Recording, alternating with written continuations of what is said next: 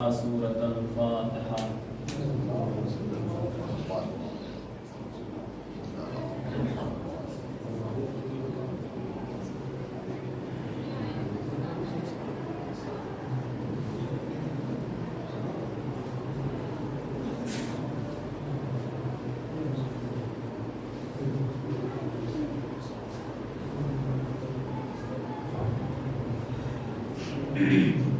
لا حول ولا قوة إلا بالله العلي العظيم. أعوذ بالله من الشيطان الرجيم. بسم الله الرحمن الرحيم. الحمد لله رب العالمين، والصلاة والسلام سيدنا ونبينا بالقاسم مصطفى محمد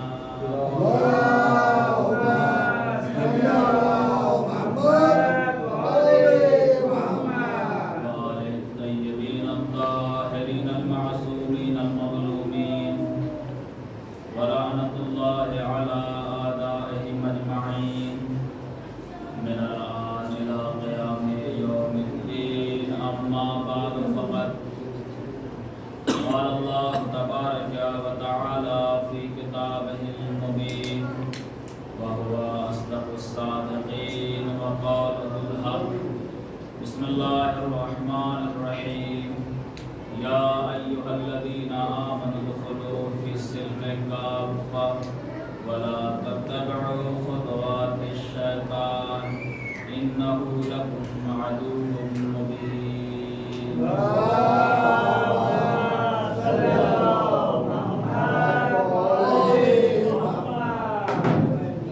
معزز سامعین کرام، سورہ مبارک بقرہ کی آیت نمبر 208 کی اس آیت کے ذیل میں ہماری گفتگو جاری اور ساری ہے. پروردگار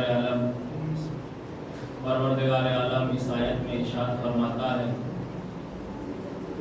یا ایھا الذین آمنوا، اے صاحبان ایمان، اے مومنین، ادخلوا فی السلم کافہ، اسلام میں مکمل طریقے سے داخل ہو جاؤ. ولا تتبعوا خطوات الشیطان،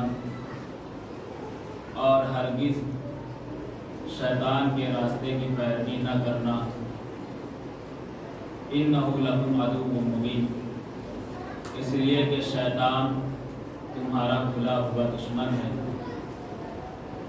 تمام مومنین کا شیطان کھلا ہوا دشمن ہے، لہذا شیطان کی پوری کوشش اور صحیح ہوتی ہے کہ انسان کو گمراہ کرے اور ہدایت کے راستے سے ہٹا کر گمراہی اور ضلالت کے راستے پر لگا دے.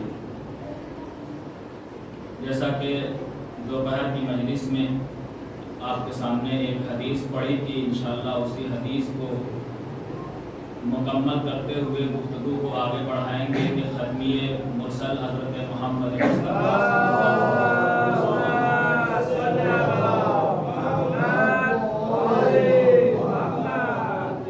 آپ کا قول نقل کیا تھا کہ آپ نے ارشاد فرمایا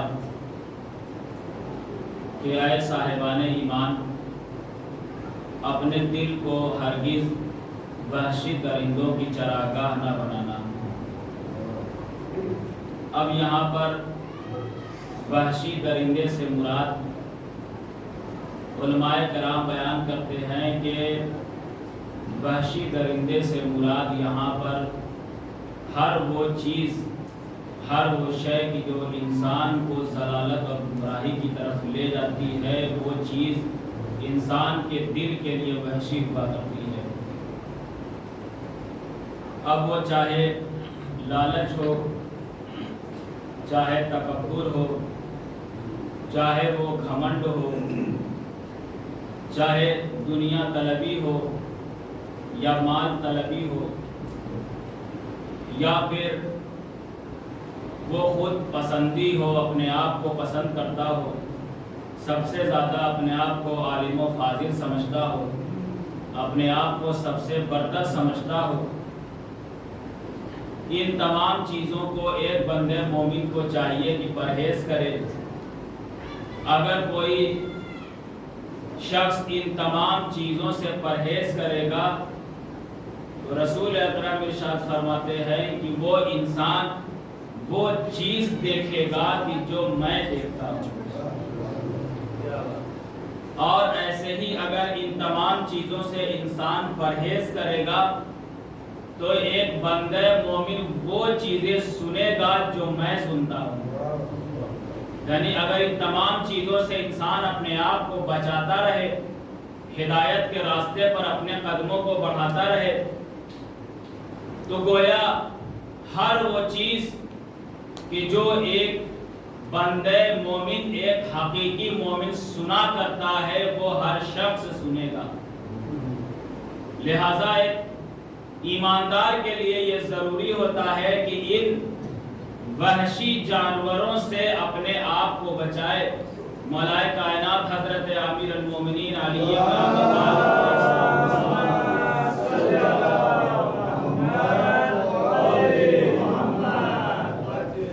ارشاد فرماتے ہیں کہ کوئی شخص آیا اور آنے کے بعد مولا سے یہ سوال کرتا ہے کہ یا مولا یہ بتائیے کہ اللہ نے آپ کو جو اتنا بڑا مقام اور مرتبہ دیا ہے وہ کس بنا پر دیا ہے؟ تو مولا متقیان نے یہ فرمایا کہ میں دل کے دروازے پر بیٹھ جاتا ہوں، ہر وہ چیز کہ جو دل کے لیے نقصان دہ ہے، ہر وہ چیز کی جو ایمان کو نقصان پہنچاتا ہے، یا ہر وہ چیز کی جو مجھے خدا کے راستے سے ہٹا دیتا ہے، میں اس کو دروازے سے واپس کر دیتا ہوں۔ اور اگر میں دیکھتا ہوں کہ یہ چیز مجھے خدا کی طرف لے جائے گی تو میں اس کو آنے دیتا ہوں۔ جب یہ کام میں نے انجام دیا تو پروردگار عالم نے مجھے اتنا بڑا رتبہ اور مرتبہ دیا۔ لہٰذا اب چاہنے والوں کا یہ فریضہ ہے کہ سیرت امیر پر چلتے ہوئے، مولائے کائنات کی سیرت پہ چلتے ہوئے، اہل بیت علیہ السلام کی سیرت پہ چلتے ہوئے، ہر وہ چیز کی جو ایک مومن کے دل کے لیے وحشی درندہ ہو اس سے پرہیز کرے اور اپنے آپ کو سیدھے راستے پر لگائے۔ سب سے اہم چیز جو شیطان گمراہ کرتا ہے ایک انسان کو، ایک بندے مومن کو، وہ ہے مایوسی۔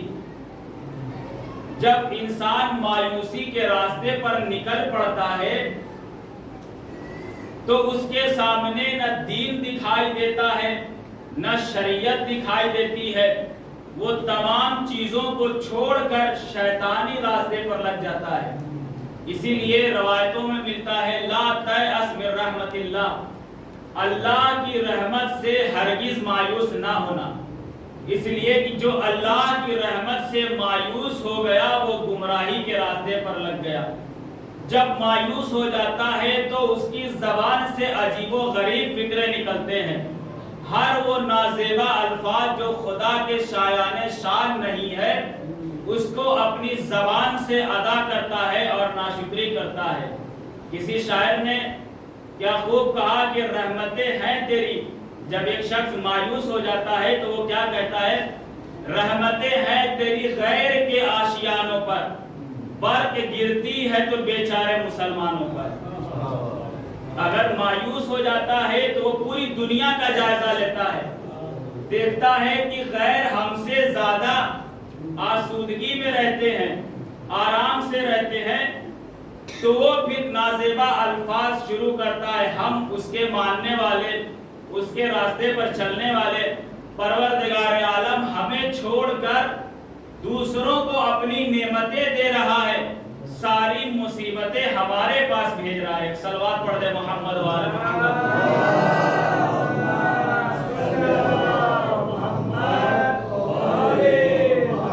لہذا کوشش کریں کہ ہر وہ چیز کہ جو ایمان کے لیے خطرہ ہو، مجالس میں، گزشتہ مجالس میں عرض کیا جا چکا ہے کہ قرآن مجید میں بہت سارے مقامات پر یہ ذکر آیا ہے کہ ہمیں کن کے ساتھ رہنا ہے اور کن کے ساتھ نہیں رہنا ہے، ہمیں کس کی اطاعت کرنی ہے اور کس کی اطاعت نہیں کرنی ہے۔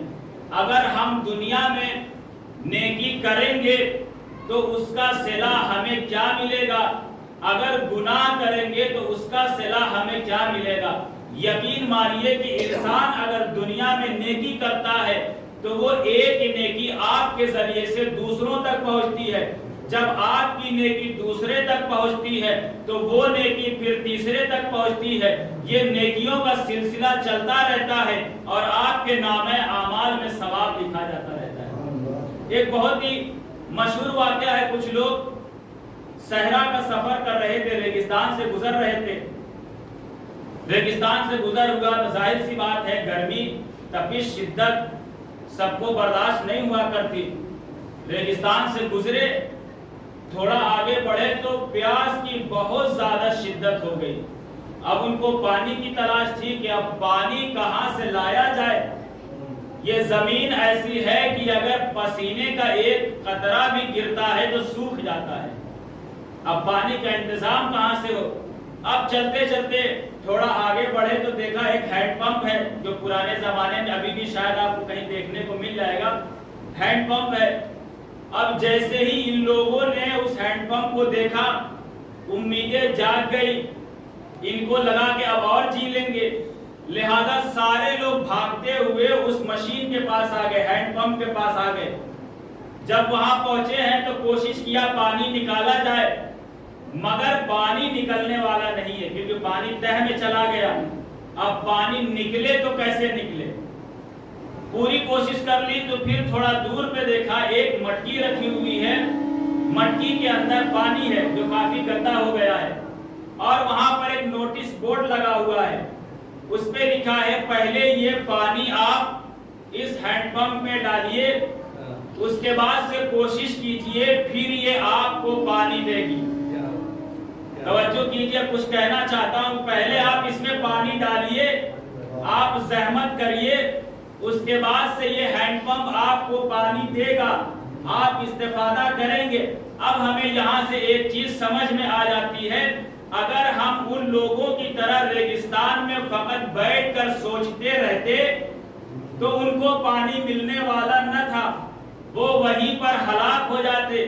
یہ میسج اور پیغام ہم تک ہے کہ ہم گھر میں بیٹھ کے صرف سوچتے رہیں تو کوئی ہمیں لا کے کھلانے والا نہیں ہے، ہم اللہ کی بارگاہ میں اپنے قدموں کو بڑھائیں، حلال روزوں کی روزی کی طرف دوڑیں، ذرا محنت کریں، اللہ کا نام لے کر جب کام شروع کریں گے تو نعمتیں پروردگار عالم دے گا۔ اب مٹکی کو اٹھایا اور پانی ڈالا، کوشش کی تو پانی نکل آیا، اب پینا شروع کر دیا۔ کہتے ہیں کہ بندہ بہت ہی ناشکرا ہوتا ہے، جب استفادہ کر لیتا ہے، کسی چیز سے فائدہ اٹھا لیتا ہے تو پھر وہ لاپرواہی کرتا ہے، وہ وہیں پہ چھوڑ کے چلا جاتا ہے، ساری چیزوں کو وہی چھوڑ کے چلا جاتا ہے۔ اب جب کوشش کی پانی نکل آیا، سب نے خوب پانی پیا، پیٹ بھر گیا، اب یہ ہوا کہ وہاں سے چلا جائے۔ جب تھوڑا آگے بڑھے تو ایک اور نوٹس لگا ہوا تھا، کہا تھا کہ جب آپ نے مٹکی کا پانی اٹھا کر مشین میں ڈالا، ہینڈ پمپ میں ڈالا تو اس نے پانی دیا اور آپ نے پیا، اب شکر کا تقاضا یہی ہے کہ اس مٹکی کو آپ بھی پانی سے بھر کے رکھو، اس لیے کہ آپ کی طرح بھی کوئی پیاسا یہاں پر آنے والا ہے، لہذا آپ مٹکی کو بھریے، مٹکی کو بھرنے کے بعد اس کو کنارے لگائیے تاکہ کوئی پیاسا دوبارہ آئے تو وہ بھی پانی پی سکے۔ اب ہمیں یہ میسج ملا ہے کہ جب ہم ایک نیکی کریں گے تو وہ نیکی دوسرے تک پہنچے گی، اب دوسرے کی نیکی تیسری تک پہنچے گی۔ اگر ہم پہلی مرتبہ ہی نیکی کو چھوڑ کر چلے جائیں تو ہماری آنے والی نسلیں کبھی نیکیاں نہیں کر سکتی۔ ایک صلوات پڑھ دے محمد و آل محمد۔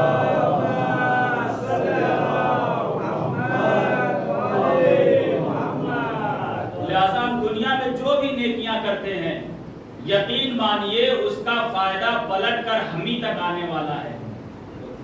لہذا نیکی کرتے رہیں.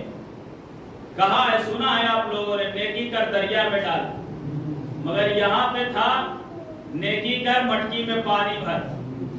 اگر مٹکی میں پانی بھرا تو دوسرے پانی پیئیں گے, آپ کو دعا دیں گے. اگر خدا نہ خواستہ وہ پانی نہ بھرتے اور ایسے ہی چھوڑ کر چلے جاتے تو کوئی دوسرا پیاسا آتا اور نوٹس کو پڑھتا تو بتائیے اس کی زبان سے کون سے جملے ادا ہوتے.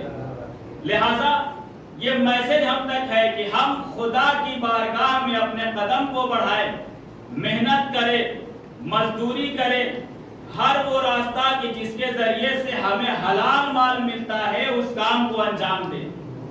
یہ نہ دیکھیں کہ کون کیا کہے گا. کہتے ہیں علامہ شہنشاہ حسین نقوی کا بہت ہی مشہور و معروف ایک فقرہ جو میں نے کبھی سنا تھا. انہوں نے کہا تھا کہ کبھی بھی کسی بھی بزنس کو چھوٹا نہ سمجھو, کوشش کرو کہ خود کا بزنس شروع کرو, چاہے 10 روپے سے ہی شروع کرو. کسی کو معمولی نہ سمجھو. اصل اپنی نگاہ میں یہ رکھو کہ ہمیں حلال مال ملنا چاہیے, حرام مال نہیں ملنا چاہیے. ہمیں حلال کی طرف بھاگنا چاہیے. مولائے کائنات امیر المومنین حضرت علی ابن ابی طالب علیہ السلام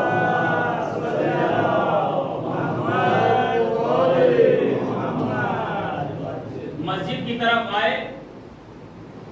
نماز کا وقت ہے, مسجد کے قریب آئے. اب امام کے پاس گھوڑا ہے. امام نے چاہا کہ نماز کو پڑھا جائے, مگر ڈر یہ ہے کہ اگر گھوڑے کو چھوڑ دیا تو گھوڑا بھاگ جائے گا. جب بھاگ جائے گا تو نقصان ہے.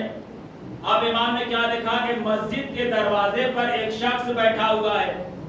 مولائے کائنات نے اس سے کہا کہ میرے گھوڑے کی لگام پکڑ کے رکھو, جب تک میں نماز پڑھ کے نہیں آتا تم پکڑ کے بیٹھے رہو, اس کے بعد سے تم چلے جانا. اور امام نے کہا تھا تمہیں کچھ ملے گا, اور اس کو بھی امید تھی کہ یہاں سے مجھے کچھ ملے گا. مگر ماجرا کچھ عجیب سا تھا. جب امام نماز پڑھ کے باہر آئے ہیں تو جانور اپنی جگہ پر کھڑا تھا, انسان جگہ چھوڑ کے بھاگ گیا تھا. بھاگا تو کس حالت میں بھاگا؟ گھوڑے کی لگام لے کر بھاگ گیا. لگام لے کر بھاگ گیا. اب انسان سے بتائیے لگام کی ضرورت اس جانور کو تھی یا اس انسان کو تھی؟ سب سے زیادہ ضرورت لگام تو اس انسان کی تھی کہ جس نے گھوڑے کا خیال نہ رکھا, لگام کو لیا اور لگام کو لینے کے بعد وہاں سے بھاگ گیا. اب مولائے کائنات وہاں سے بڑھتے ہیں اور گھوڑا لے کر آئے. جب بھاگنے کی بات آتی ہے, نہ جانے کیوں ہمارے ذہن میں سب سے پہلے جنگ احد آتی ہے. وہ گھوڑا تھا, وہ گھوڑے کو چھوڑ کر بھاگا. جنگ احد میں یہی ہوا تھا, گھوڑے کو چھوڑ کر بھاگے تھے تاکہ پہاڑیوں پر چڑھنے میں آسانی رہے. کچھ لوگ تو گھوڑا لے کر بھی بھاگے. جب ان سے کہا گیا کہ کیوں بھاگے, کہا کہ ہم خود نہ بھاگے تھے, گھوڑا ہمیں لے کر بھاگا تھا. اب مولائے کائنات وہاں سے گھوڑے کو ساتھ میں لیتے اور گھر پہ لائے اور غلام سے کہا کہ جاؤ. امام نے بتایا نہیں کہ لگام چوری ہوئی ہے. امام نے کہا کہ لو 2 درہم لے جاؤ اور بازار سے لگام خرید کے لاؤ.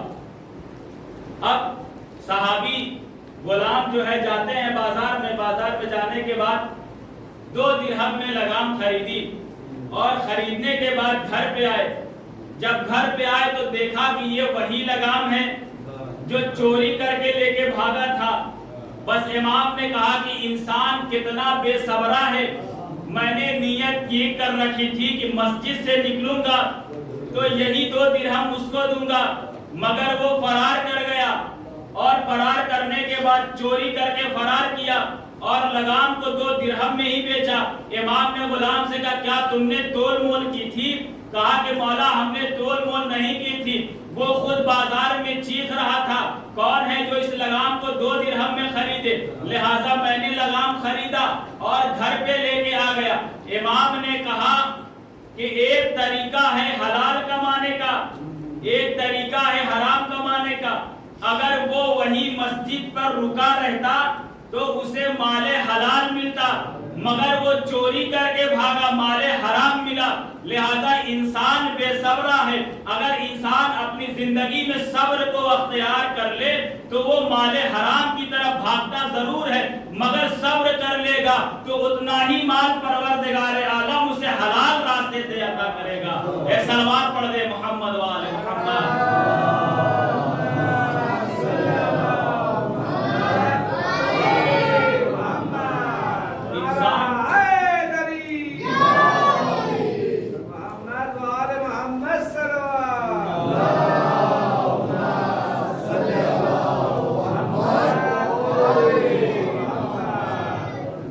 لہذا انسان بے صبرہ ہے، چاہتا ہے کہ وہ دنیا میں کیا کر لے جائے۔ یہی وجہ ہے، انہی بے صبری کی وجہ سے انسان گناہوں میں پڑتا ہے، گناہوں سے گھر جاتا ہے، جبکہ پروردگار عالم قرآن مجید میں یہ کہتا ہے یا ایھا الانسان انک قادح الی ربک قدحا فملاقیہ۔ سورہ انشقاق کی آیت نمبر 6 میں خدا یہ فرماتا ہے کہ تم کوشش کرتے ہو پروردگار عالم کی جانب آنے کی، عنقریب تمہاری ملاقات اللہ سے ہوگی۔ کس حالت میں ہوگی؟ ایک وہ ہوگا جو قلب سلیم کے ساتھ آئے گا، ایک وہ ہوگا کہ جس کا دل مردہ ہو چکا ہوگا۔ قلب سلیم والے کامیاب ہوں گے، مگر جن کا دل مردہ ہو گیا ہے وہ کامیاب ہونے والے نہیں ہیں۔ لہذا اگر انسان چاہتا ہے کہ اس کے پاس قلب سلیم موجود ہو تو وہ ان کی اطاعت کرے جن کی اطاعت کو اللہ نے فرض قرار دیا ہے، ان کی اطاعت نہ کرے کہ جن کی اطاعت انسان کو گمراہی کی طرف لے جاتی ہے۔ سب سے پہلا شخص جو عرض کیا تھا کافر ہے، یہ کبھی بھی کافر کی اطاعت نہیں کرنی چاہیے۔ دوسرا شخص وہ ہے کہ جو منافق ہے، اگر انسان منافق کی اطاعت کرتا ہے تو گمراہی کی طرف بڑھتا ہے۔ تیسرا شخص وہ ہے کہ جو امانت میں خیانت کرتا ہے، اس کی اطاعت نہیں کرنا چاہیے۔ چوتھا شخص وہ تھا کہ جو جھوٹ سے کام لیتا ہے، ہر چیز میں وہ جھوٹ سے کام لیتا ہے، جو بھی کام کرنا ہو، بازار میں سامان بیچنا ہو تو جھوٹ سے کام لیتا ہے، گھر پہ آتا ہے تو جھوٹ سے کام لیتا ہے۔ امام جعفر صادق علیہ السلام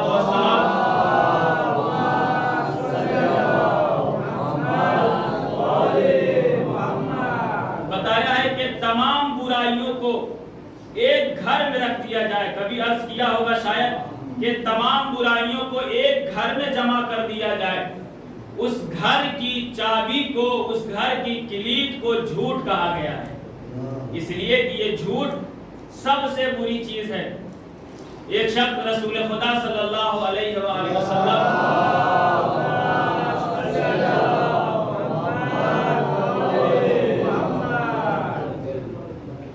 رسول کی خدمت میں حاضر ہوا اور عرض کیا کہ میں 3 کام ایسے کرتا ہوں کہ جن کا چھوڑنا میرے لیے ناممکن ہے، مگر ان میں سے میں ایک کام کو چھوڑ سکتا ہوں۔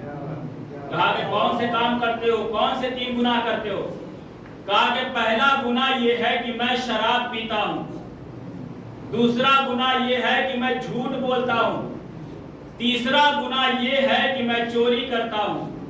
یہ تینوں کام میں کرتا ہوں، مگر یا رسول اللہ ان تینوں میں سے صرف ایک کو میں چھوڑ پاؤں گا، تینوں کو نہیں چھوڑ سکتا۔ تو رسول خدا نے اس سے کہا کہ تم سب سے پہلے جھوٹ بولنا چھوڑ دو، اس لیے کہ جھوٹ سب سے بری چیز ہے۔ جھوٹ ہر چیز کا خزانہ ہوا کرتی ہے۔ اگر ہم نے آج ایک جھوٹ بولا تو کل ہمیں دوسرا جھوٹ بولنا پڑے گا، پرسوں تیسرا جھوٹ بولنا پڑے گا۔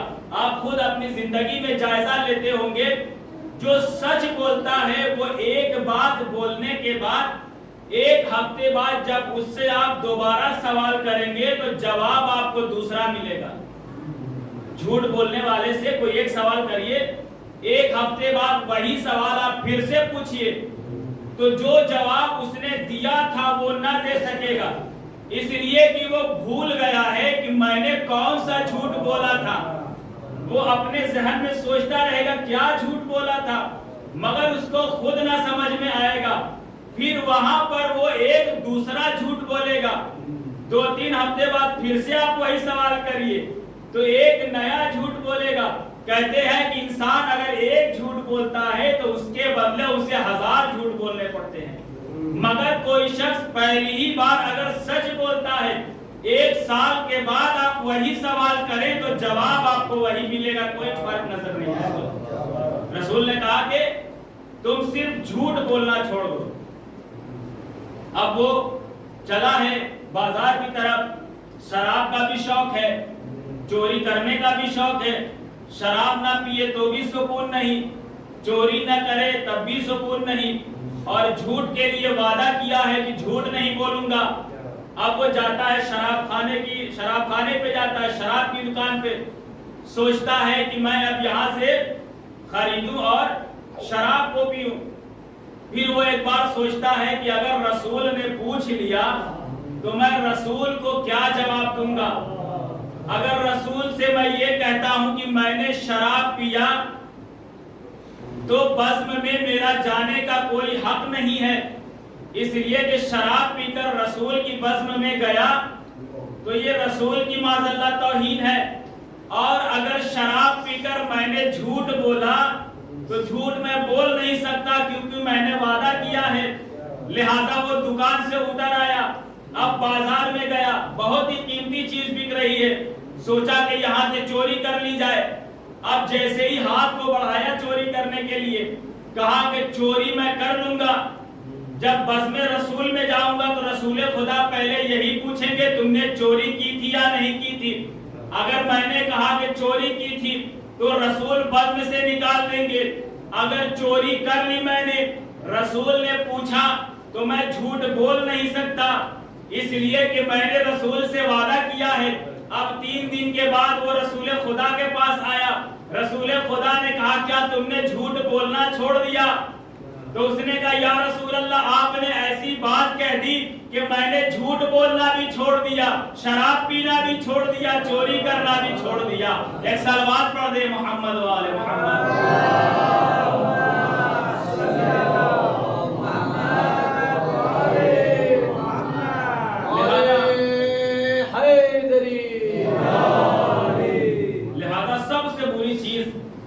جھوٹ ہے، یہ جھوٹ ہی ہے جو دوسرے گناہوں کے لیے راستہ ہموار کرتا ہے۔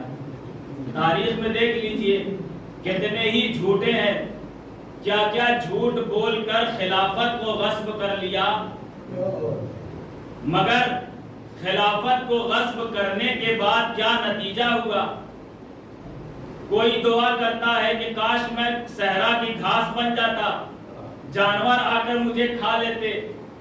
اگر خلافت کو غصب کریں گے، جھوٹ بول کر کسی چیز کو غصب کر لیں گے تو وہ غصب کی ہوئی چیز کبھی راس آنے والی نہیں ہے، اور جب غصب کر کے کھائیں گے تو اس کا اثر بھی بہت ہی برا دکھتا ہے۔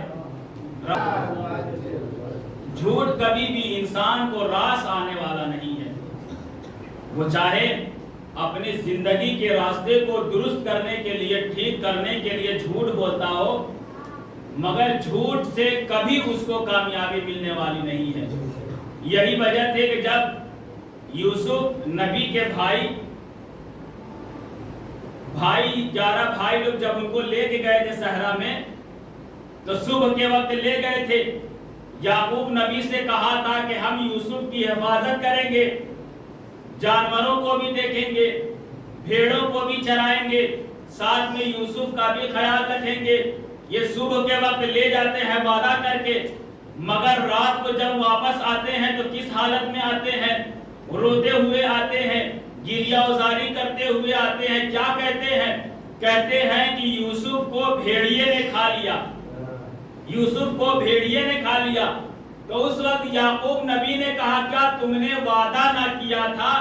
کہا کہ وعدہ تو کیا تھا، ہم یوسف کو سامان کی جگہ پر چھوڑ کے گئے تھے، سامان کے ساتھ چھوڑ کے گئے تھے، مگر جب ہم واپس آئے تو یہ خون بھرا کرتا ملا مگر یوسف نہ ملا، یہ خون بھرا کرتا ملا مگر یوسف نہ ملا۔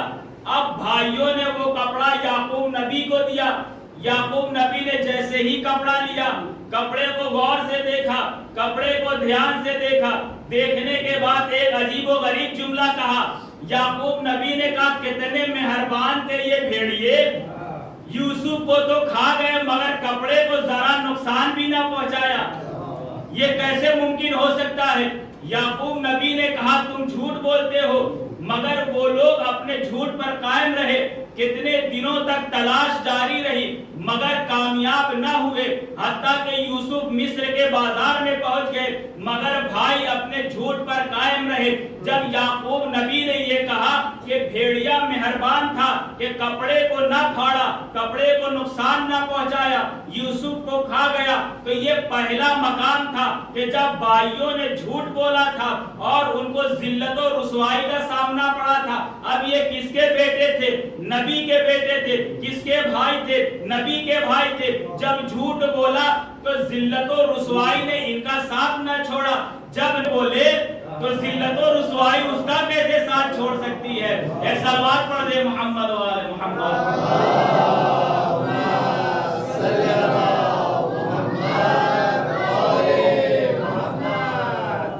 جھوٹ ایک ایسی چیز ہے کہ جو ہمیشہ جب نبی کے بیٹے جھوٹ کی ذلت سے نہ بچ پائے، اگر نبی کی بیوی جھوٹ بولے تو جب بیٹے نہ بچ سکے تو بیوی کہاں سے بچے گی؟ اب جناب یوسف کی پوری زندگی آپ دیکھ لیجئے، پوری زندگی صرف کپڑے پر ہی ہے۔ ایک کپڑا لایا گیا، جب یہ جھوٹ بولا گیا کہ بھیڑیے کھا گئے، اس وقت کپڑا آیا، اور اس وقت جب جناب یوسف کی عصمت کی گواہی کے بارے میں گفتگو ہوئی تو اس وقت کپڑے کی ہی بات تھی، لہذا یوسف نبی کی پوری عصمت کپڑے پر ہی تھی۔ کپڑا صحیح تھا تو مطلب یہ کہ یوسف زندہ ہے، اگر کپڑا پیچھے سے پھٹا ہے تو اس کا مطلب یوسف بے گناہ ہے۔ گواہی کس نے دی؟ معصوم بچے نے گواہی دی، معصوم بچہ نہیں، اگرچہ دنیاوی اعتبار سے معصوم تھا مگر یہ غیر معصوم تھا۔ معصوم بچے نے گواہی دی۔ تاریخ میں یہ لکھا ہے کہ 4 بچے ایسے گزرے ہیں کہ جنہوں نے گواہی دی ہے۔ تاریخ نے یہ بھی لکھا ہے کہ 5 بچے ہیں کہ جنہوں نے گواہی دی ہے کہ ہمارے سامنے والا بے گناہ ہے، یا پھر کسی کے عصمت کی گواہی دی ہے۔ سب سے پہلا بچہ جناب عیسیٰ، کہ جب گہوارے میں جناب مریم لے کر آئی ہے اس وقت جناب عیسیٰ نے ماں کی عصمت کی گواہی دی۔ جناب یوسف نے، جناب عیسیٰ نے کلام کیا، انی عبداللہ آتانی الکتاب وجعلنی نبیہ، کہ میں اللہ کا بندہ ہوں، اللہ کی طرف سے بھیجا ہوا نبی ہوں، میرے پاس کتاب ہے۔ اب یہاں پر ایک سوال یہ ہوتا ہے کہ یہاں پر عصمت کی گواہی دے رہے ہیں کس اعتبار سے؟ خود کو نبی بتایا، خود کو صاحب کتاب بتایا، خود کو عبداللہ بتایا، مگر یہ نہ بتایا کہ میری ماں معصوم ہے۔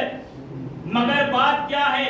کہا کہ جب بیٹا گواہی دے دیتا ہے تو سمجھ میں آ جاتا ہے کہ جب بیٹا کلام کر سکتا ہے تو اس کا مطلب یہ ہے کہ ماں کی عصمت، گواہی ماں کی عصمت بھی ثابت ہو جاتی ہے۔ لہذا اب یہاں پر بیٹے نے کلام کیا، ماں کی عصمت ثابت ہو گئی۔ اب مجھے یہ سمجھ میں نہیں آتا کہ جناب ابو طالب نے مولا کائنات کو پالا، رسول خدا کو پالا، انہوں نے کلام کیا، لوگوں کو بتایا کہ ہم معصوم ہیں۔ جب انہوں نے اپنے معصوم ہونے کی گواہی دے دی تو جناب ابو طالب کو کافر کیوں سمجھتے ہو؟ ادھر نبی گواہی دیتے ہیں، اپنی گواہی دیتے ہیں، معصوم ماں کو سمجھا جاتا ہے، ادھر 12 اماموں نے رسول خدا نے گواہی دے دی اپنی عصمت کی، تو ابو طالب کو مسلمان کیوں نہیں مانا جاتا؟ اب دوسرا بچہ تاریخ نے جو لکھا ہے، دوسرا بچہ مولائے کائنات حضرت علی بن ابی طالب علیہ السلام،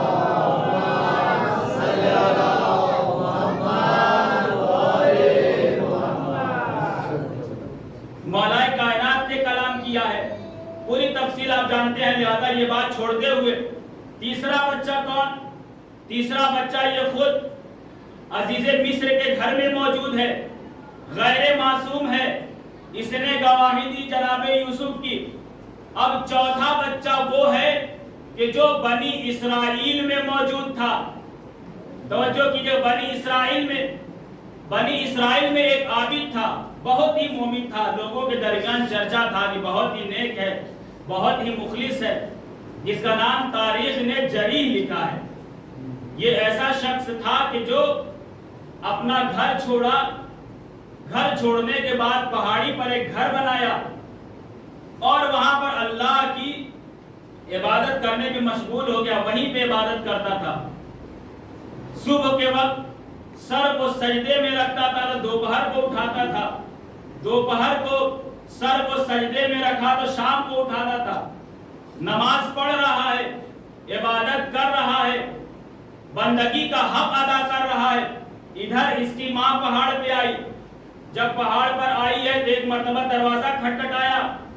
اب یہاں پر دو چیز ہے، یا تو وہ اپنی نماز کو توڑے، خدا کی نافرمانی کرے، یا پھر یہ کہ ماں کی نافرمانی کرے، نماز پڑھتا رہے۔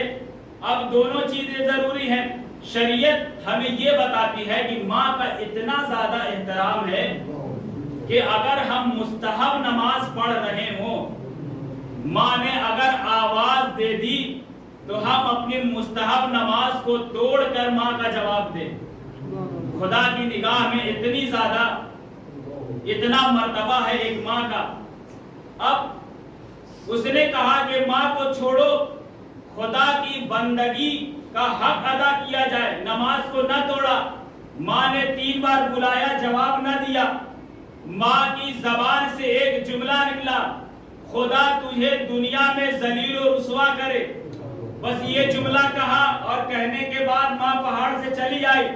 کچھ وقت گزرا، کچھ عرصہ گزرا، اب لوگوں کی بھیڑ چلی آئی، جہاں وہ عبادت کرتا تھا بھیڑ چلی آئی، دروازہ توڑا گیا، پولیس والے چلے آئے، اب اس کو گرفتار کرتے ہیں۔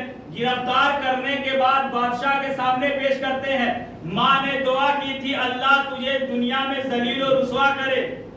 اب پولیس والے آئے، لوگ آئے، کوئی پتھر مار رہا ہے، کوئی اس کے چہرے پہ تھوک رہا ہے، اس کو پکڑ کے لے کے گئے، بادشاہ کے سامنے پیش کیا گیا۔ ادھر ماں کو خبر ہوئی کہ میرے بیٹے کو گرفتار کر لیا گیا ہے۔ دیکھیے ماں کتنا بھی ناراض ہو، اگر بیٹا منانے پہ آ جائے تو ماں راضی ہو جاتی ہے، چاہے کچھ بھی ہو جائے، کیسے بھی ناراض ہو۔ بس ایک بار بیٹا جب ماں کے سامنے بیٹھ جاتا ہے، ماں کا دل ہوتا ہی ہے ایسا کہ جب بیٹا بیٹھ جاتا ہے تو ماں کتنی بھی ناراض ہو دل پگھل جاتا ہے، آخر تو یہ میرا ہی بیٹا ہے۔ اب ماں کو بتایا گیا کہ تیرے بیٹے جریح کو گرفتار کر لیا گیا، جاؤ اس کی خبر لو۔ اب وہ وہاں سے ماں چلتی ہے، بادشاہ کے سامنے آئی، بادشاہ سے کہا کہ میرا بیٹا بے گناہ ہے، میرا بیٹا عبادت گزار ہے، آخر کیا وجہ تھی کہ آپ نے اس کو گرفتار کیا؟ ایک فاحشہ عورت کو لایا گیا۔ اب جب وہ عورت سامنے آئی ہے، زناکار عورت سامنے آئی، تو کہا گیا اس کی گود میں ایک بچہ ہے اور بستی میں یہ مشہور کیا ہے کہ یہ بچہ تمہارا ہے، تم خدا کی عبادت کرتے تھے مگر غلط کام بھی انجام دیتے تھے۔ اس فاحشہ نے گواہی دی کہ یہ بھی گناہگار ہے۔ اب بیٹے نے کہا کہ ماں تم نے میرے لیے بد دعا کی تھی کہ اگر تو نے میرا جواب نہ دیا، لہذا ماں نے بد دعا دی تھی خدا تمہیں دنیا میں ذلیل و رسوا کرے۔ لہذا ماں تو دیکھ رہی ہے کہ میں ذلیل و رسوا ہو چکا، اب بد دعا کو ہٹاؤ، میرے لیے دعا کرو۔ اب ماں نے ہاتھوں کو بلند کیا، بلند کرنے کے بعد کہا کہ پروردگار عالم تمہیں نجات دے، جیسے عزت دار پہلے تھے پروردگار عالم تمہیں دوبارہ ویسے ہی عزت دار بنائے۔ اب جیسے ہی یہ کہا، معصوم بچہ گود میں تھا، فاحشہ عورت کا بچہ، ایک چرواہے کا بچہ جو غیر معصوم تھا، بس پروردگار عالم کی طرف سے اس کی زبان میں حرکت ہوتی ہے۔ ادھر عابد کھڑا ہو کے کہتا ہے، اے معصوم بچے تو یہ بتا دے کہ تیرا باپ کون ہے۔ اب بچے نے اپنی زبان میں جنبش دی، جنبش دینے کے بعد کہا، فلاں چرواہا میرا باپ ہے، فلاں چرواہا میرا باپ ہے، اس کو بلایا جائے۔ اب جیسے ہی اس کو بلایا جاتا ہے، بادشاہ کے سامنے کھڑا کیا گیا تو اس نے اقرار کیا، اس نے اقرار کیا کہ یہ میرا ہی بچہ ہے۔ اب آپ یہ سوچئے کہ جس نے خدا سے لو لگائی ہو، اگر اس کی عزت دنیا میں پامال ہو رہی ہو تو پروردگار عالم اس کی عزت کو پامال نہیں ہونے دیتا۔ یہ ایک حقیر سا معمولی سا عبادت گزار ہے۔ اب جو امیر المومنین کا بیٹا ہو کہ جس کے صدقے میں دنیا خلق ہوئی ہو، اگر اس کی عصمت پر یزید جیسا فاسق و فاجر اگر کیچڑ اچھالے تو پروردگار عالم حق کا ساتھ دیتا ہے، حسین کا نام روشن کرتا ہے، یزید کو ذلیل و خوار کرتا ہے۔ ایک صلوات پڑھ دے محمد و آل محمد۔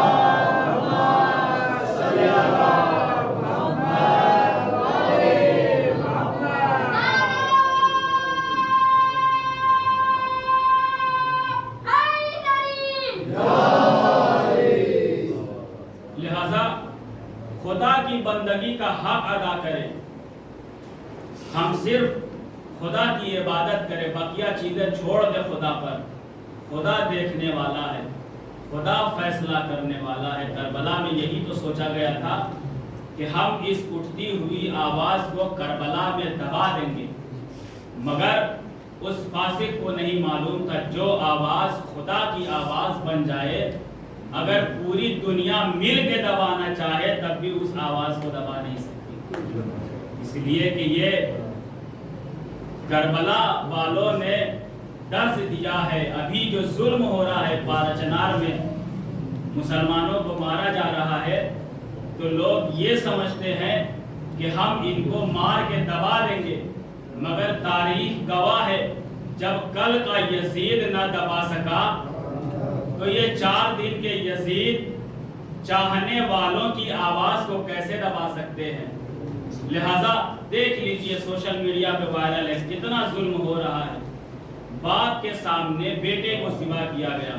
ایک سپیچ آئی تھی کہ ایک نوجوان تھا، نوجوان کو باپ کے سامنے پسے پشت کاٹا گیا، باپ رو رہا تھا وہاں پر، تو باپ سے کہا گیا یہ بتاؤ تمہارے دل پہ کیا گزر رہی ہے۔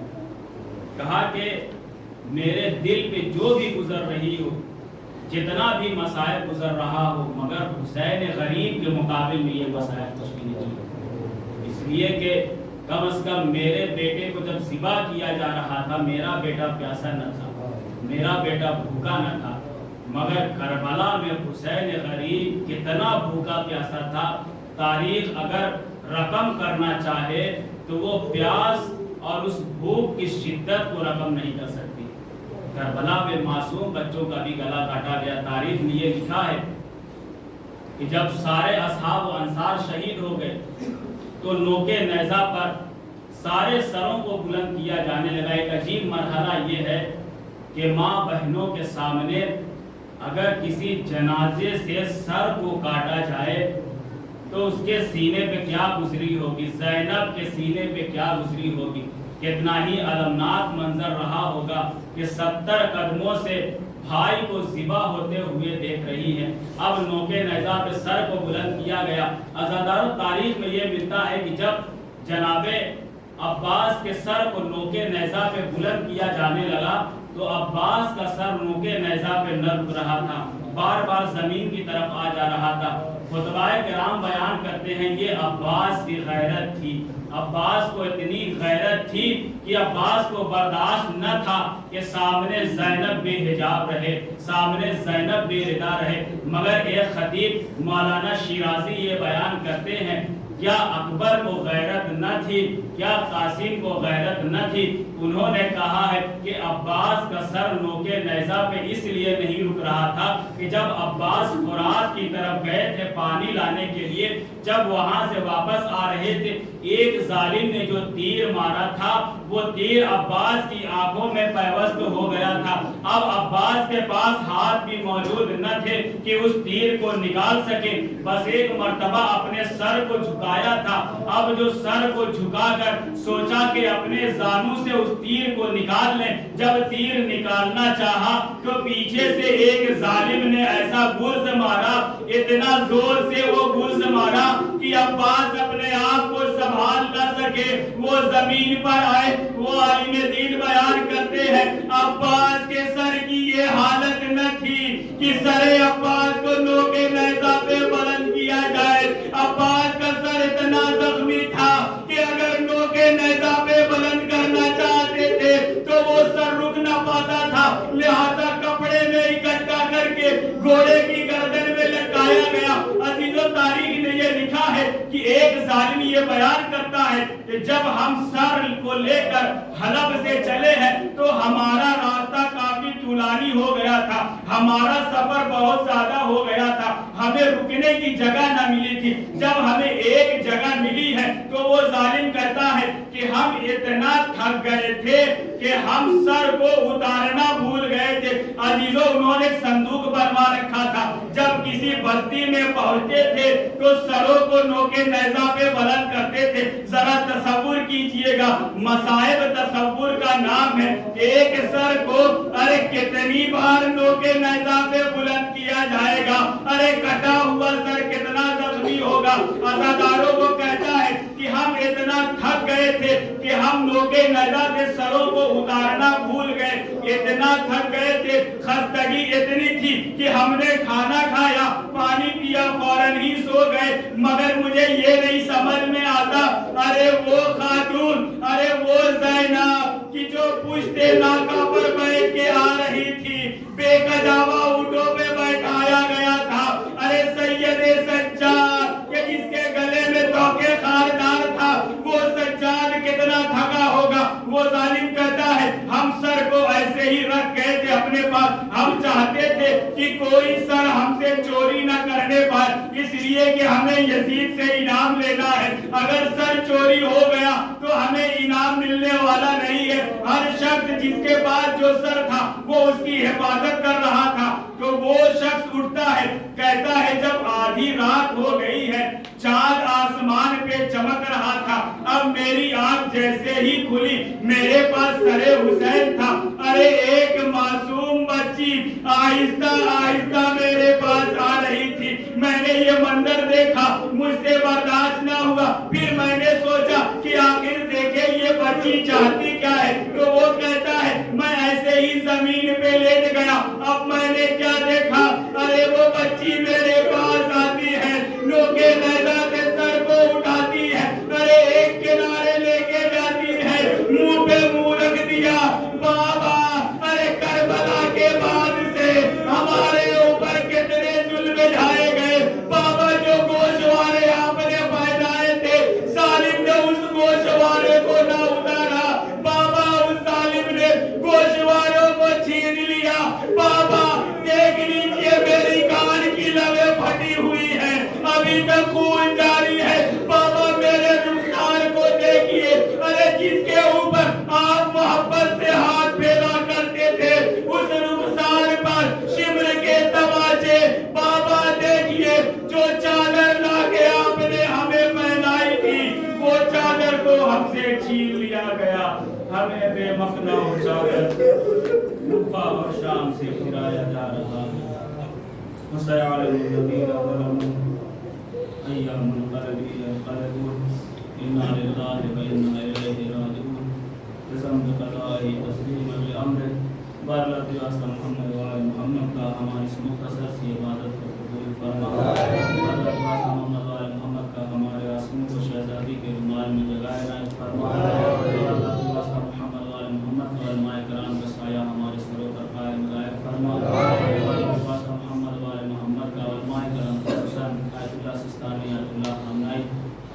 मुनाजे की हिफाजत फरमा। मोहम्मद वाल मोहम्मद का हमारे और हमारे मरूमीन की सय्यात की मग़फ़िरत फरमा। मोहम्मद वाल मोहम्मद का हम सबको सीरत अहले बैत अपनाने और उस पर अमल करने की तौफ़ीक़ इनायत फरमा।